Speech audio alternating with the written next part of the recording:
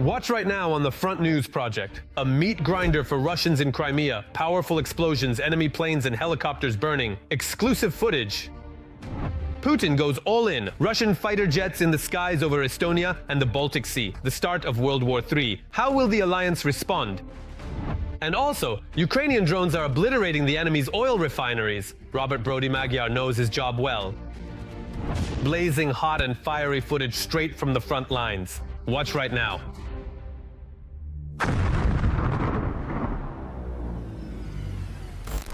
Greetings, this is Vladimir Timoshenko with you. And we'll start right away with the main topic, the rout of the enemy in temporarily occupied Crimea. For the first time in history, Ukrainian intelligence has destroyed 2 enemy BE-12 Chaika amphibious aircraft. But in addition, another Mi-8 helicopter belonging to the Russian invaders has been hit. And also, the so-called Russian head of Crimea, Aksyonov, reported a drone attack on the Faroe sanatorium. According to media reports, there were some very important guests there since 4 state-owned dachas are located nearby. All the details are in our report. For the first time in history, Ukrainian intelligence has destroyed 2 enemy BE-12 Chaika anti-submarine amphibious aircraft. Along with them, during the occupation of Crimea, another multi-purpose helicopter of the Russian invaders, a Mi-8, was hit. These B-12 amphibious aircraft are equipped with very expensive and advanced equipment, and according to various estimates, their total cost can easily reach several tens of millions of dollars, or even more. Let me just remind you, just the other day, Ukroboronprom officially announced the production of their Taloka naval drones, which are equipped with a warhead of more than 5 tons. And the Russian Federation perceived this as a signal, specifically regarding the potential destruction of the Crimean Bridge. So the impressive B-12 amphibious aircraft were specifically and precisely intended to conduct comprehensive surveillance and the accurate detection of these dangerous naval drones. At the same time, there was another attack in Crimea on the Faroe sanatorium. According to reports in social media, some very important guests were present there. On social media, the sanatorium warned that on September 21st, the Faroes Hall restaurant would be closed for special service. The closed meeting was attended by top officials of the Federal Security Service and accordingly local representatives of the Civilian and Military Occupation Administration of Crimea. In addition, it is worth noting the tactics used in the strikes. They came in several waves. According to information directly from the scene, at least 3 strikes were carried out on this facility. What truly makes this facility quite notable and significant is the fact that there are indeed 4 distinct government dachas in the Faroes area. It should be specifically noted that 2 of the prominent government dachas, numbers 6 and 8, are understood to belong directly to the Russian dictator. Moreover, it is widely known that Putin himself likes to vacation quite periodically and regularly at this very specific and exclusive government dacha. Russian media report attacks by unidentified drones on Yaroslavl and substations in the Kuban region. In the Krasnodar region, at least 5 hits on an energy facility have been recorded. And while drones are striking Russians, their leadership, instead of defending their own territories, is attacking others. In recent months, Russia has managed to significantly increase the range of its strike drones in frontline areas, beginning to systematically attack Ukrainian logistics in order to stop the transfer of reinforcements and supplies to the front lines, writes the Wall Street Journal. There are problems all along the Russian-Ukrainian front, but the situation is most serious right now when it comes to the use of FPV drones. And specifically, their FPV drones on fiber optics. This is the so-called Tanevsky direction. The occupiers are trying to block the logistics of Ukraine's defense forces in the Pokrovsk direction. This accordingly concerns the Pokrovsk-Luhansk highway and the area around Dobropilya. In this way, they are trying to minimize the rotation of personnel and the delivery of supplies and reinforcements as much as possible. In the Kupiansk direction, Russian forces are trying to break through Ukrainian defensive lines in several areas at once. Sabotage and reconnaissance groups, under the cover of civilians, are constantly attempting to break into Kupiansk in the Kharkiv region. However, their efforts have not been successful. The occupiers are trying to use their numerical superiority in manpower and equipment. Let me remind you that the most combat-ready units of the Russian occupation army are deployed in this direction. These include accordingly the Tomansk and Kantemirov divisions. In addition, operational reserves have been transferred to this section of the front, both from the territory of the Russian Federation and from the occupied areas of the Luhansk region. Furthermore, for several months now, Russia has been forming a strategic reserve from new recruits. This formation began against the backdrop of a certain decrease in Russian losses at the front this summer.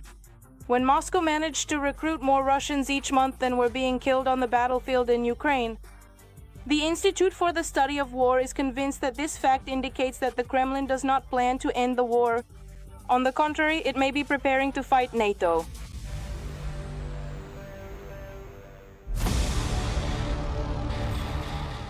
Is the world on the brink of World War III? Well, in fact, yes. 12 minutes. Russian military aircraft in NATO airspace. In the skies over Estonia. Is that a lot or a little? NATO traditionally claims it responded instantly. Ukrainian military experts, however, express doubts. Meanwhile, TSN's international correspondent Yana Slesarchuk recalls a story that's about to turn 10 years old. The only NATO country that managed to defend its borders from Russia very effectively and firmly was Turkey, led by Recep Erdogan. Here are the details. 12 minutes. That's exactly how long 3 Russian MiGs were in Estonian airspace. These twin-seat fighter jets, which over the past 4 years have become a tool of terror against Ukrainians. Then NATO planes scrambled on alert, forced them to fly back to their own territory. NATO responded immediately and intercepted the Russian aircraft. This is yet another example of brazen behavior and NATO's ability to respond. 12 minutes. 12 minutes is more than enough for a MiG-31 to gather information about local radars on the coast and to check the air defense response time. However, above all, this is a political move by the Kremlin, which the leader of NATO, the United States, consistently encourages by not responding firmly. This will also go unpunished. I'll look into this matter. They'll prepare a detailed report for me soon. I'll let you know tomorrow. But overall, how do you feel about this? I don't like it. I don't like it. I don't like it when things like this happen. The head of European diplomacy, former Estonian Prime Minister Kaja Kallas, understands the significance of the Russian threat much better than other politicians. Iris Claridad. Obviously, Russia is testing how far it can go. We cannot show weakness because weakness only invites Russia to go further. And the further it goes, the more dangerous the situation becomes, not only for Ukraine, but for all countries bordering Russia. Estonia is convening consultations under Article 4 of the NATO Charter, just as Poland did a week and a half ago after 24 Russian drones entered its territory. But the problem is that 10 days after the obvious act of aggression against Poland, NATO is still, according to CNN, unable to reach an agreement. Did the Kremlin launch the drones deliberately? Or did they somehow just end up in Poland on their own, deviating from the route laid out over Ukrainian territory?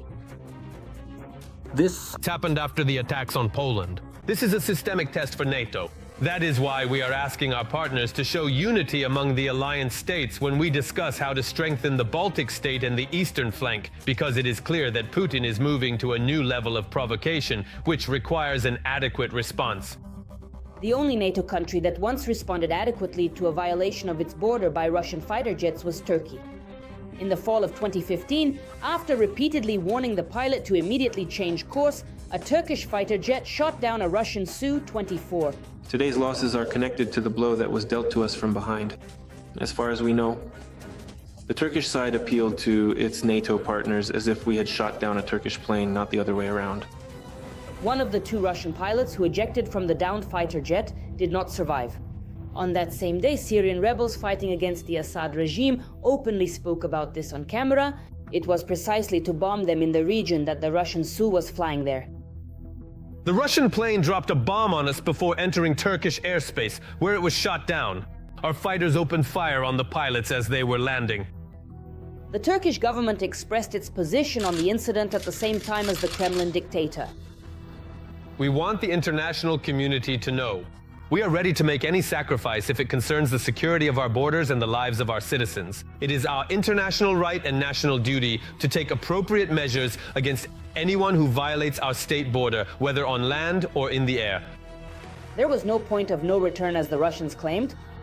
By the summer of the following year, Putin had banned Russian tourists from traveling to Turkey and denied other Russians the opportunity to buy Turkish vegetables and fruits. In June, Erdogan wrote him a symbolic letter in which he did not actually apologize for the downed plane, but assured him that no one intended to shoot it down and expressed condolences to the family of the deceased. In response, Putin lifted the travel restrictions and allowed Turkish goods back onto the Russian market. Since then, not a single Russian plane has crossed the Turkish border. And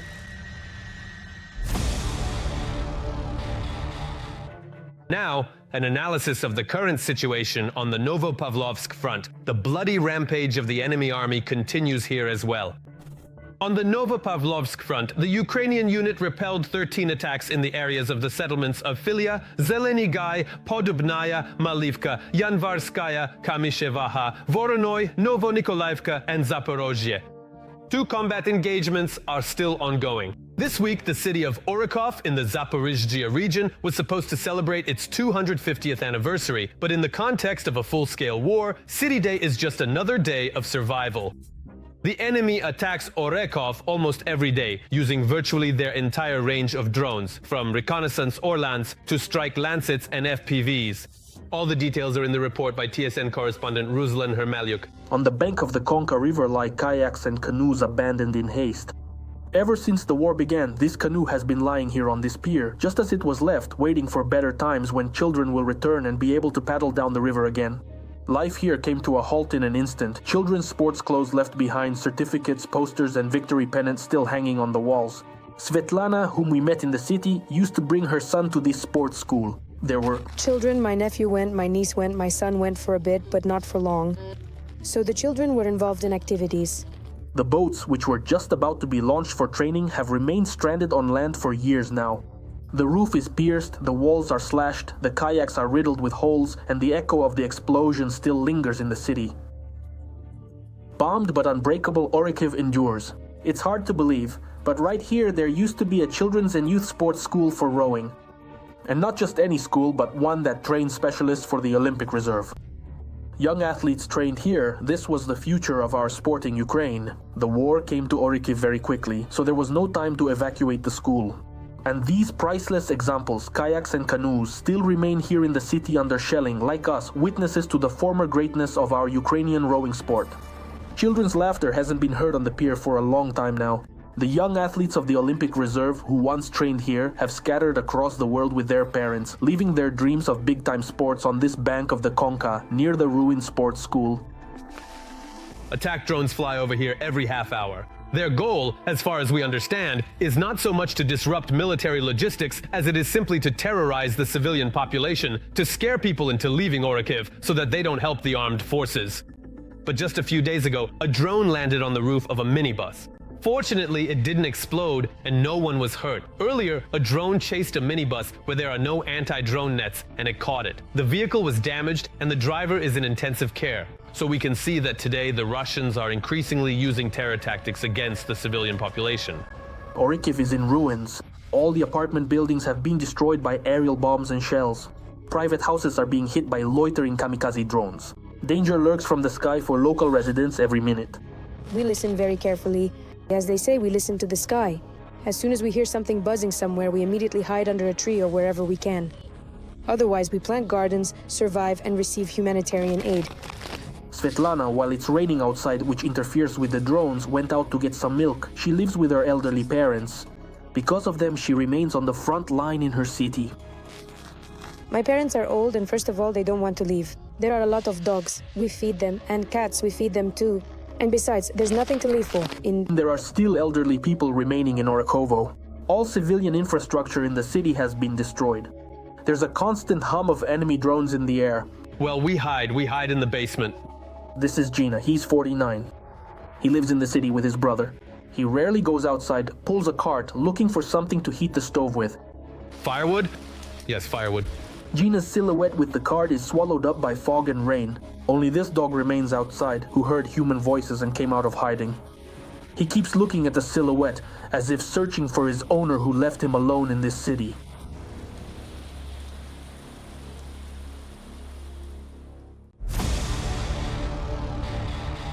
And now let's move to the blazing Pokrovsk direction of the front, the Russian world. As usual, it's getting more brutal here too. During the day, in the Pokrovsk direction, the enemy carried out 34 offensive actions. The activity of the Russian occupiers was observed near the settlements of Pankivka, Nikonorivka, Novokonomichne, Krasny Lyman, Luchunishina, Zverova, Udachna, Kotlina, and Dakhna. 3 clashes are still ongoing. Now, not even millions can lure people into Putin's army. Russians are getting smarter and no longer want to fight and die for their dictator's delusions. And this is evidenced by the statistics on signing contracts for military service. In the second quarter of this year, an unusually small number of Russians, just under 38,000, expressed a desire to earn money from the war. This certainly does not cover the level of losses, since the Ukrainian armed forces eliminate on average about 1,000 invaders every day. Let's look at all the details. The Kremlin has finally started to choke on the war in Ukraine. For the first time since the full-scale invasion began, the losses of the Russian army have exceeded the number of people willing to sign a contract with the Ministry of Defense. The rate of recruiting contract soldiers is several times lower than the number of those killed at the front.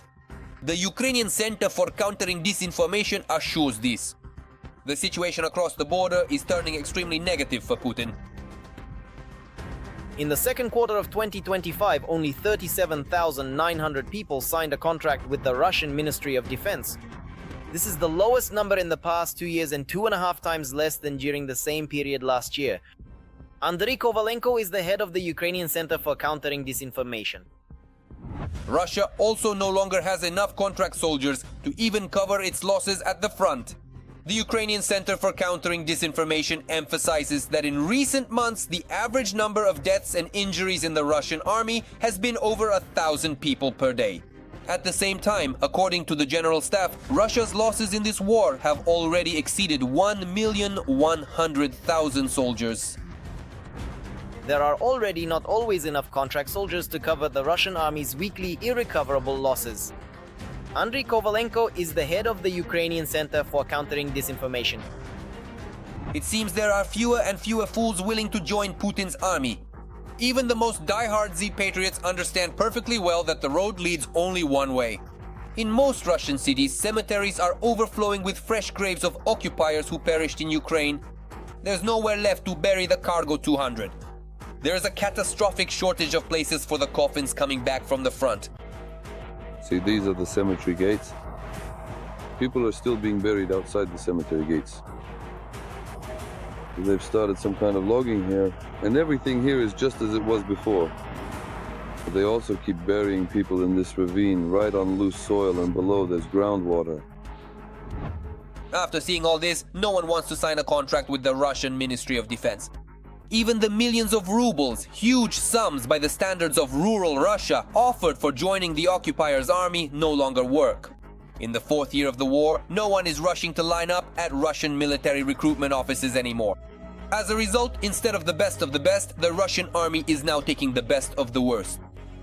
The recruitment offices absolutely have to meet their quotas, so if they genuinely don't see certain crucial medical documents, or if they specifically want to see them, they tend to significantly overstate the fitness category. To make up for the shortage of cannon fodder at the front, Russian drug addicts, HIV-infected tuberculosis patients, and all kinds of social outcasts are being sent to the front in droves. Some citizens in Russia have built entire businesses around them.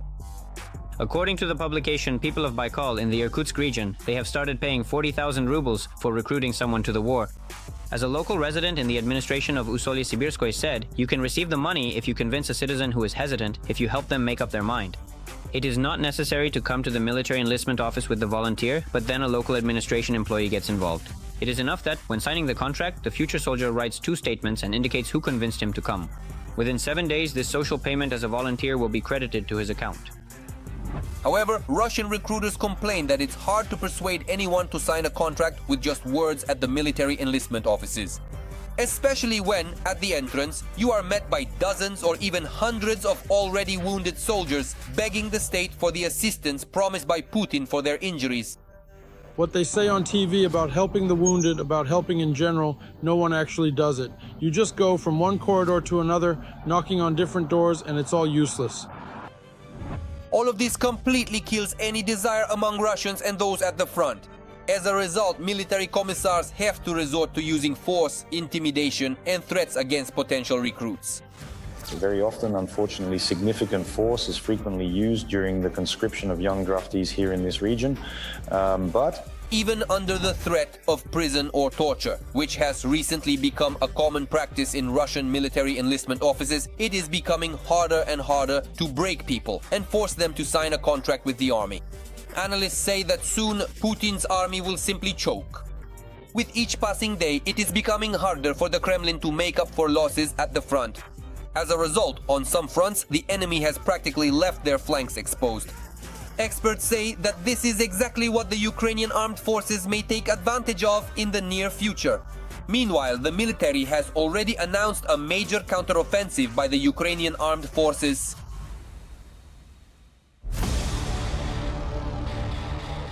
And now, an analysis of the operational situation on the Kramatorsk and Toretsk fronts. The so-called Russian world continues to destroy, kill, and maim here as well. In the Kramatorsk direction, our defenders repelled 3 attempts by the invaders to advance towards Stupochki and Novomarkove. In the Toretsk direction, the occupiers launched 9 assaults today on our defenders' positions in the areas of Pleshchevka, Rusinovi Yar, Poltavka, and Toretsk. The defense forces are steadfastly holding back the onslaught and have repelled all enemy attacks. An oil refinery blown up, destroyed enemy equipment and manpower. A damaged oil pipeline that gives Putin money for the war. The terror of the occupiers, Robert Brody Modiar, has been leading the power of the Ukrainian armed forces' drone systems for 100 days now. Right now, we will tell you about the boldest and most effective operations during this period and calculate the damage inflicted on the army and military infrastructure of the aggressor country by Modiar's 1,000-strong flock of drones.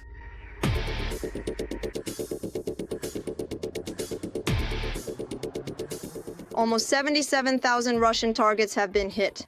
18,500 occupiers have been eliminated. Russia is facing a fuel crisis. Hungary is involved. And all of this is the result of just 100 days of work by Robert Brody, call sign Modiar, as the commander of the drone systems forces.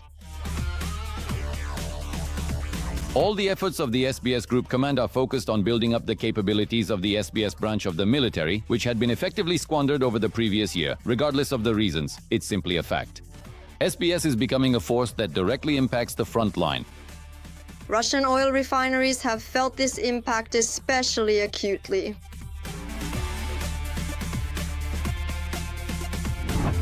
In August alone, unmanned systems forces attacked Russian oil refineries 17 times. Almost a quarter of the enemy's production capacity was put out of commission. Again, we're only talking about August. In September, the SBS did not stop either.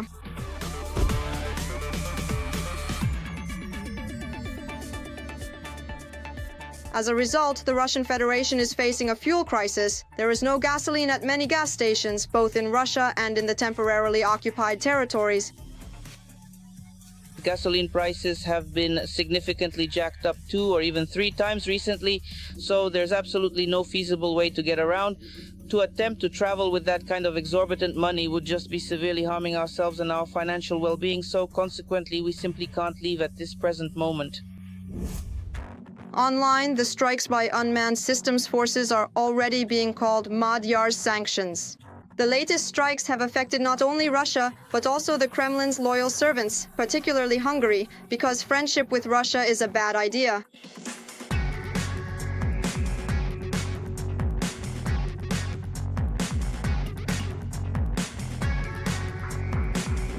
The Druzhba oil pipeline has been hit multiple times, and each time the oil flow was halted. The Hungarian authorities were furious, threatened Ukraine, and even banned Modiar himself from entering, but Brody didn't seem particularly upset. There are plenty of real Magyars in Hungary, and someday you'll leave them to it. As for restricting Schengen, you're biting off more than you can chew. You have a strange sense of humor. And special agents aren't in the top 10, so get in line. And those are just the results you can see with the naked eye. There's also the routine work, eliminating occupiers and their equipment. By the way, there have been impressive successes here as well. Just shooting down the expensive Russian drone Arion is an achievement in itself, isn't it? This is the first time a strike reconnaissance drone has been shot down during the entire full-scale war.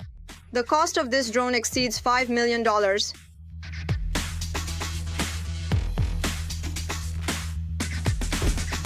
According to Madhyar, the effectiveness of drone forces has increased by 71% compared to May of last year. And it's safe to say this is just the beginning. There will be even more strikes. Russia, we should get used to gasoline shortages in Hungary, bury the friendship, and ordinary occupiers should remember that drones are watching them everywhere.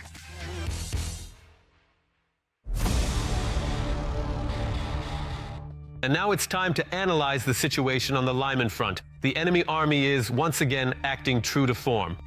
On the Lyman front, Ukrainian soldiers repelled 12 assault attempts by the invaders near the settlements of Kharkivka, Novomykhailivka, Shandryholove, Kalodizi, Torske, and Novoselivka. Another 5 clashes are still ongoing. In Russia, the scandalous general who slept through the breakthrough by the Ukrainian armed forces in the Kursk region has been removed. Colonel General Alexander Lapin has been dismissed from military service. Earlier, under Lapin's command, a gap in the region's defenses was discovered, which Ukrainian forces exploited. We have prepared all the details especially for you. Putin's failed general is once again in the spotlight. Only forward and only towards victory. Alexander Lapin, famous for his major military failures, has been dismissed from military service. Sergeants, officers, my esteemed comrades in arms, today, with profound respect and immense pride, we gather to honor the very best and most courageous sons of our beloved homeland, the truly great and magnificent nation of Russia. I believe in you. I believe that together we will successfully accomplish all the assigned tasks. Apparently, Lapin's faith didn't help him after all. Rumors about his resignation had been circulating since early August. But that's not surprising. After all, it's hard to find a general like him in the Russian army. You have successfully and completely accomplished all of the assigned tasks. You have demonstrated remarkable courage, unwavering bravery, and truly exceptional training. Some may be successful, but not Lapin. The general of the occupiers has repeatedly found himself at the center of major scandals. First of all, he failed the Kharkiv operation. He also failed the defense of Lyman at the time. And then, when he was appointed commander of the Sever Group, which includes the Belgorod, Kursk, and Bryansk formations, he failed the renewed offensive in the Kharkiv operation. That is the Volchansk direction and the direction toward Livtsi. All of this was planned to be carried out by the forces of the entire Belgorod military group. After the retreat of Russian troops, Lapin was criticized by the head of Chechnya, Ramzan Kadyrov, who called the general an incompetent person protected at the top by the chief of the general staff. Soon after, Lapin was dismissed. In January 2023, Lapin was appointed chief of the main staff of the Russian ground forces. In 2024, the general became the head of the Leningrad military district and the Seva North Group, which was formed on its basis. It was at that time that Lapin disgraced himself on the Kursk front. When, in just a matter of days and a little over a week, Ukraine's defense forces expanded their zone of control in the Kursk region to more than 1,000 square kilometers, it was an enormous failure of the Kursk region's defense and a complete disorganization of the entire Sever group of forces. It then took the Russian troops many long months to stabilize the situation and go on the counter-offensive. And again, General Lapin's counter-offensive failed.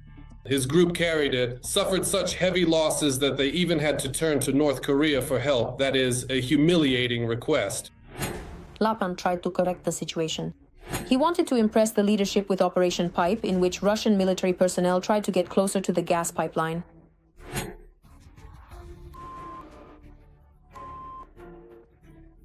Sudzi!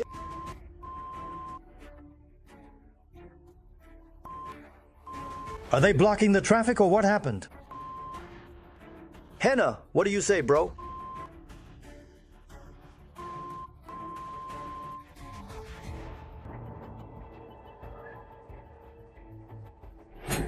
It's just a well-known fact that the Russians never got anywhere and remained stuck in a hole for the rest of their lives. Some of the soldiers suffocated, while other participants were killed in the SU. The fact is that the operation itself was completely pointless. Even then, the Ukrainian defense forces were conducting rearguard battles, meaning they were retreating from the Kursk region and directly from Sudzha. Lapin launched Operation Stream to impress the military political leadership to show his importance and usefulness. But in reality, this operation was absolutely pointless, since Sudzha had already been abandoned by the Ukrainian defense forces, who were withdrawing to more advantageous positions. Despite the obvious failure of the operation, Kremlin propaganda insisted on its success, which slightly boosted Lapan's rating, and he was entrusted with forming a buffer zone in the Sumy region. At the very start of the Sumy operation, which commenced in the year 2025, Lapan commanded a formidable Kursk group that was, in fact, twice as large as the Belvera group had been during the preceding year of 2024. As a direct and significant result, over the extensive course of 3 full months of the Sumy military operation, the distinguished General Lapan successfully captured the very same strategic area that had previously been taken in Kharkiv in May of the year 2024 in just a single solitary month. In other words, with a group twice as large, he captured the same territory in 3 times the amount of time as was taken in Kharkiv. So this is an absolute failure. But that's still far from the full list of the Russian general's successes. Up until that point, apparently, no one was paying attention to Lapan, or they were still trying to give him a chance to fix the situation. During all these failures, Lapan was even awarded. In the Russian military political leadership, it is not typical to quickly, abruptly, and disgracefully fire generals who have failed and brought shame. This process is very slow. This is even connected to Putin's own psychological profile. He doesn't like to show failures, he doesn't like to display setbacks, and in fact, punishing or reprimanding a failed, unsuccessful general is itself a demonstration of the Russian army's media vulnerability and professional incompetence. Now, however, Lapan has been transferred to the position of assistant to the president of Tatarstan. But how long will he last there? We'll see. That's all for today. But very soon on the Front News program, there will be new, unique materials from our journalists gathered from the hottest spots of the war so that you know the truth. This was Vladimir Timoshenko with you. Take care of yourselves and your loved ones.